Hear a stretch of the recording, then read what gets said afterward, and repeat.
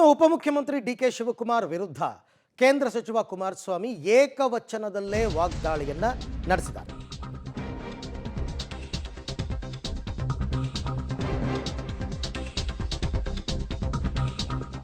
ಡಿ.ಕೆ. ಶಿವಕುಮಾರ್ ವಿರುದ್ಧ ಏಕವಚನದಲ್ಲಿ ಕುಮಾರಸ್ವಾಮಿ ವಾಗ್ದಾಳಿ. ಇವನು ಒಬ್ಬ ಉಪಮುಖ್ಯಮಂತ್ರಿನಾ ಅಂತ ವಾಗ್ದಾಳಿ. ಅಪಾರ್ಟ್ಮೆಂಟ್ ನಿವಾಸಿಗಳಿಗೆ ಡಿ.ಕೆ. ಶಿವಕುಮಾರ್ ವಾರ್ನ್ ಕೊಟ್ಟ ಹಿನ್ನೆಲೆಯಲ್ಲಿ ಎಚ್.ಡಿ.ಕೆ. ಕಿಡಿಕಾರಿದ್ದಾರೆ. ಎತ್ತಿನಹೊಳೆ ಯೋಜನೆ ಶುರುವಾಗಿ ಎಷ್ಟು ವರ್ಷ ಆಯಿತು? ಮೇಕೆದಾಟು ಬಗ್ಗೆ ನಾಳೆ ಸಭೆ ಮಾಡಿ ಶಿಪ್ಪಲ್ಲಿ ನೀರು ತಗೊಂಡ್ಬಂದ್ಬಿಡ್ತಾರೆ ಅವರು ಅಂತ ಡಿ.ಕೆ.ಶಿ ವಿರುದ್ಧ ಕುಮಾರಸ್ವಾಮಿ ಲೇವಡಿಯನ್ನು ಮಾಡಿದ್ದಾರೆ. ಮೊನ್ನೆ ಪ್ರೈಮ್ ಮಿನಿಸ್ಟ್ರಿಗೆ ಎದುರಿಲ್ಲ, ನಾನು ಹೋಮ್ ಮಿನಿಸ್ಟ್ರಿಗೆ ಎದುರಿಲ್ಲ.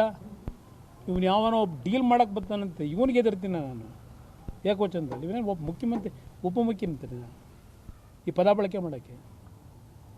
ಮೊನ್ನೆ ಪ್ರೈಮ್ ಮಿನಿಸ್ಟ್ರಿಗೆ ಎದುರಿಲ್ಲ, ನಾನು ಹೋಮ್ ಮಿನಿಸ್ಟ್ರಿಗೆ ಎದುರಿಲ್ಲ. ಇವನು ಯಾವನೋ ಒಬ್ಬ ಡೀಲ್ ಮಾಡೋಕ್ಕೆ ಬರ್ತಾನಂತೆ, ಇವನಿಗೆ ಎದುರ್ತೀನಿ ನಾನು ಏಕವಚನದಲ್ಲಿ. ಇವನೇ ಒಬ್ಬ ಮುಖ್ಯಮಂತ್ರಿ, ಉಪಮುಖ್ಯಮಂತ್ರಿ ಈ ಪದ ಬಳಕೆ ಮಾಡೋಕ್ಕೆ. ಮೊನ್ನೆ ಪ್ರೈಮ್ ಮಿನಿಸ್ಟ್ರಿಗೆ ಎದುರಿಲ್ಲ, ನಾನು ಹೋಮ್ ಮಿನಿಸ್ಟ್ರಿಗೆ ಎದುರಿಲ್ಲ. ಇವನು ಯಾವನೋ ಒಬ್ಬ ಡೀಲ್ ಮಾಡೋಕ್ಕೆ ಬರ್ತಾನಂತೆ, ಇವನಿಗೆ ಎದುರ್ತೀನಿ ನಾನು ಏಕವಚನದಲ್ಲಿ. ಇವನೇ ಒಬ್ಬ ಮುಖ್ಯಮಂತ್ರಿ, ಉಪಮುಖ್ಯಮಂತ್ರಿ ಈ ಪದ ಬಳಕೆ ಮಾಡೋಕ್ಕೆ. ಮೊನ್ನೆ ಹಾಗಾದರೆ ಅವತ್ತು ವಿಧಾನಸೌಧದಲ್ಲಿ ಅಪಾರ್ಟ್ಮೆಂಟ್ ಅಸೋಸಿಯೇಷನ್ ಅವ್ರನ್ನ ಸಭೆ ಕರೆದಿರಲಿಲ್ಲ ಡಿ.ಕೆ. ಶಿವಕುಮಾರ್. ಅವತ್ತು ಅವ್ರು ಏನು ಮಾತಾಡಿದ್ರು ನೋಡೋಣ. ಇನ್ನು ನಾನು ಯಾರು ಅಂತ ಕೆಲವ್ರು ಗೊತ್ತಿಲ್ಲ ಅಂತ ಕಾಣ್ತದೆ. ನನಗೆ ವಾರ್ನ್ ಮಾಡೋದು, ಕಾಷನ್ ಮಾಡೋದು ಇವೆಲ್ಲ ಯಾರ ಹತ್ರ ಇದಲ್ಲ. ಈ ದೇಶದ ಪ್ರಧಾನಮಂತ್ರಿ, ಈ ದೇಶದ ಹೋಮ್ ಮಿನಿಸ್ಟರ್ಗೆ ಎದುರದೆ ಜೈಲ್ಗೆ ಹೋಗಿ ಬಂದಿರೋ ನಾನು. ನಿನಗೆ ಅವನು ಯಾವನೊಬ್ಬ ಹೆಬ್ಬಾರ್ಗೆ ಎದುರ್ಕೊಳ್ತೀನ ನಾನು? ಬೇಸಿಕ್ ಕಾಮನ್ ಸೆನ್ಸ್ ಇಟ್ಕೊಳ್ಬೇಕು. ಯಾರ ಹತ್ರ ಡೀಲ್ ಮಾಡ್ತಾ ಇದ್ದೀರಿ ಅಂತ. ಈ ಭ್ರಮೆ ಎಲ್ಲ ನಮ್ಮ ಹತ್ರ, ಈ ಸರ್ಕಾರದ ಹತ್ರ ಥ್ರೆಟನ್ ಮಾಡೋದನ್ನ ನೀವು ಬಿಟ್ಬಿಟ್ಟು ನಿಮ್ ಕೆಲಸ ಮಾಡಿಕೊಂಡು ನಿಮ್ಗೆ ಒಳ್ಳೇದಾಕೋದಕ್ಕೆ ಏನಾಗಬೇಕೋ ಆ ಕೆಲಸನೇ ನೀವು ಮಾಡ್ಕೊಳ್ಳಿ. ಇನ್ನು ನಾನು ಇದು ಡಿ.ಕೆ. ಶಿವಕುಮಾರ್ ಅವರ ವಿರುದ್ಧ ಇವತ್ತು ಹಾಸನದಲ್ಲಿ ಕುಮಾರಸ್ವಾಮಿ ಅವರು ಆಡಿರ್ತಕ್ಕಂಥ ಮಾತು.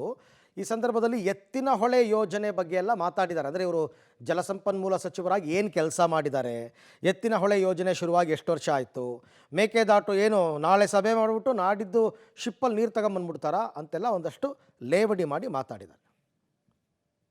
ಐ ಥಿಂಕ್ 2013ರಲ್ಲೋ 14ರಲ್ಲೋ ಪಾರ್ಲಿಮೆಂಟ್ ಚುನಾವಣೆ ಟೈಮಲ್ಲಿ ಅಲ್ಲಿ ಗುದ್ಲಿ ಪೂಜೆ ಮಾಡಿದ್ರು ಚಿಕ್ಕಬಳ್ಳಾಪುರದಲ್ಲಿ. 2 ವರ್ಷದಲ್ಲೋ 1 ವರ್ಷದಲ್ಲೋ ಕೊಡ್ತೀವಿ ನೀರನ್ನ. ಎಷ್ಟು ವರ್ಷ ಆಯ್ತು ಈಗ? ದುಡ್ಡು ಎಷ್ಟು ಖರ್ಚು ಮಾಡವ್ರೆ, ಎಷ್ಟು ನೀರು ಸಿಗುತ್ತೆ ಅಂತ ಈಗ ಅಂದಾಜು ಮಾಡವ್ರೆ. ನೀರು ಕೊಡಿ, ನಾನು ಅಭಿನಂದಿಸ್ತೀನಿ ನಿಮಗೆ, ನಾನು ವಿರೋಧ ಮಾಡ್ತಿಲ್ಲ.